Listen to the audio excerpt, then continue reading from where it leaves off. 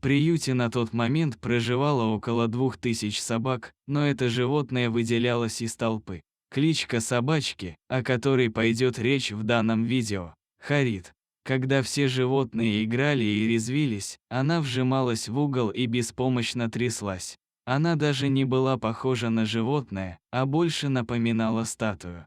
Мордашка собачонки всегда отличалась грустным выражением. Также у нее была неухоженная облезлая шерсть, вернее ее остатки. У каждой собаки, живущей в приюте, разная судьба. И попали они в приют по-разному, но никто не оказался в нем от хорошей жизни. Одни песики попали под отлов, других успели вытащить прямо из машины, которая везла животных на бойню.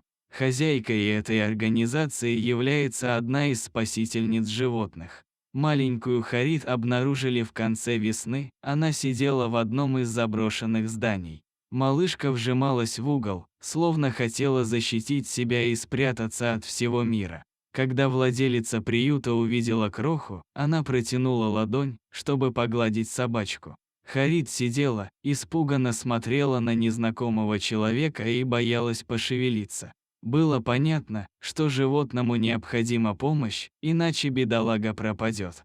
У нее была очень грязная шерсть, собака выглядела истощенной и запуганной. Как только Харит поняла, что люди не причинят ей вред, она начала вилять хвостом и прыгать к ним на руки.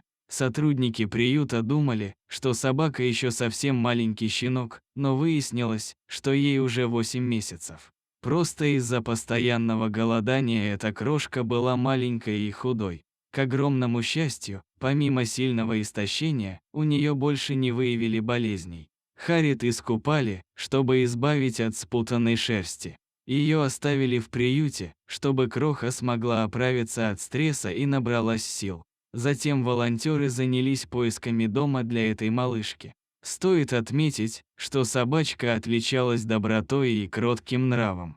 Она не проронила ни звука во время стрижки.